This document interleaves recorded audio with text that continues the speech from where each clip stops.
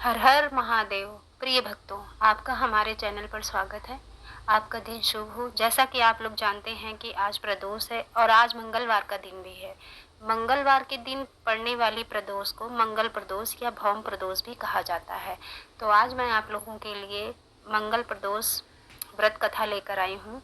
तो चलिए सुनते हैं मंगल प्रदोष व्रत कथा। किसी भी माह की त्रयोदशी तिथि को प्रदोष तिथि का व्रत किया जाता है और प्रदोष तिथि भगवान शिव को समर्पित है।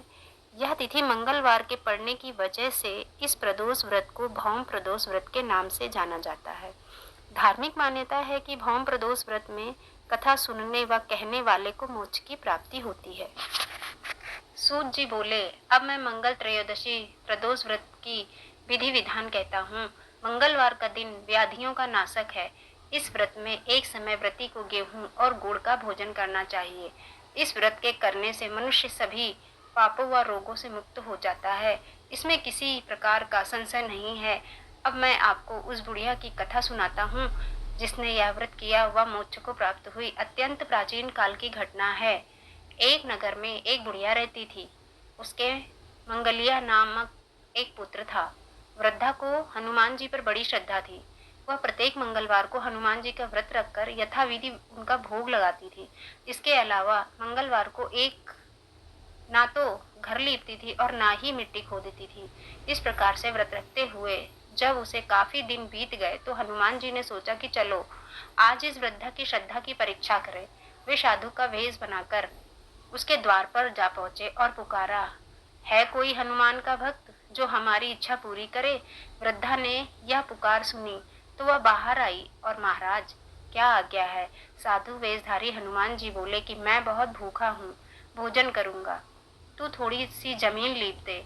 वृद्धा बड़ी दुविधा में पड़ गई। अंत में हाथ जोड़कर प्रार्थना की, हे महाराज, लीपने और मिट्टी खोदने के अतिरिक्त जो काम आप कहें वह मैं करने को तैयार हूँ।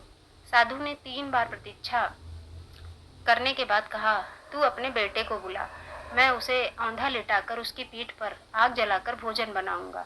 वृद्धा ने सुना तो उसके पैरों तले की धरती खिसक गई, मगर वह वचन हार चुकी थी। उसने मंगलिया को पुकार कर साधु महाराज के हवाले कर दिया, मगर साधु ऐसे ही मानने वाले न थे। उन्होंने वृद्धा के हाथों से ही मंगलिया को औंधा लिटाकर उसकी पीठ पर आग जलवाई। आग जलाकर दुखी मन से वृद्धा अपने घर के अंदर जा घुसी। साधु ने बुढ़िया को बुलाकर कहा कि वह मंगलिया को पुकारे ताकि वह भी आकर भोग लगा ले।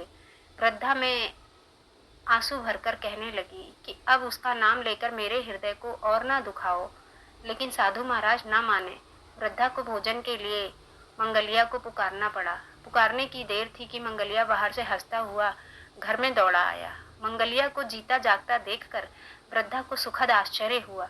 वह साधु महाराज के चरणों में गिर पड़ी। साधु महाराज ने उसे अपने असली रूप में दर्शन दिए।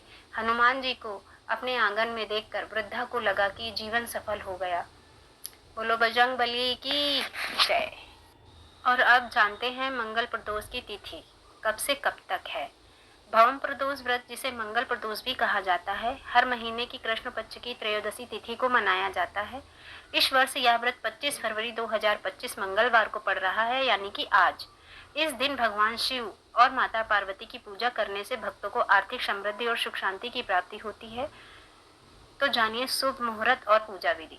पूजा का शुभ मुहूर्त है, पंचांग के अनुसार त्रयोदशी तिथि 25 फरवरी 2025 को दोपहर 12:47 बजे प्रारंभ होगी और 26 फरवरी 2025 को सुबह 11:08 बजे समाप्त होगी। प्रदोष काल जो कि शाम 6:18 से रात 8:49 तक होता है। पूजा के लिए विशेष रूप से उपयुक्त समय है और इसी समय प्रदोष व्रत कथा भी सुनी जाती है और कही जाती है। पूजा की विधि, सुबह जल्दी उठकर स्नान करें और स्वच्छ वस्त्र पहने। व्रत का संकल्प, हाथ में पवित्र जल, फूल और अक्षत लेकर व्रत का संकल्प करें।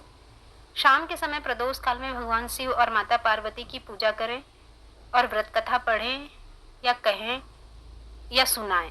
शिवलिंग पर बेलपत्र, दूध, दही, शहद, गंगा जल और चंदन अर्पित करें।